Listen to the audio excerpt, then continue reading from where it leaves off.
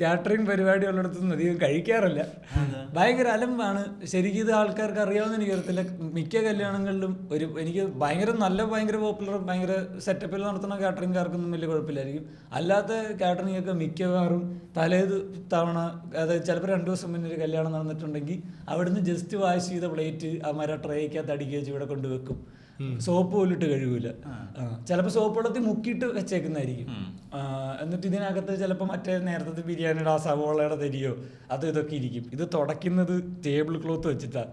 മറ്റേ ഇതടിക്കൂലേ, ടേബിളിനും ചെയറിനും ക്ലോത്ത് ഉണ്ടല്ലോ, ആ ടേബിൾ ഏതെങ്കിലും അവിടെ ഇങ്ങനെ ചാക്കിനകത്ത് കെട്ടിയിട്ടേക്കുന്ന ഏതെങ്കിലും ഒരു ക്ലോത്ത് എടുത്ത് തരും നമുക്ക്. നമ്മുടെ ഒരു 3-4 പേര് അടുപ്പിച്ചിട്ട് ഇതിൻ്റെ ഓരോ അറ്റം വെച്ചിട്ടാണ് ഈ പ്ലേറ്റ് തുടയ്ക്കുന്നത്.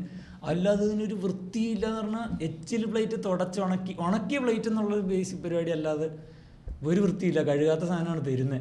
ഞാൻ തുടങ്ങിയപ്പോഴും വൃത്തിക്ക് ചെയ്യുന്ന ആൾക്കാർ കാണും. ഞാൻ പോയിട്ടുള്ളതെല്ലാം ഇതായിരുന്നു പരിപാടി. ഈ ടേബിൾ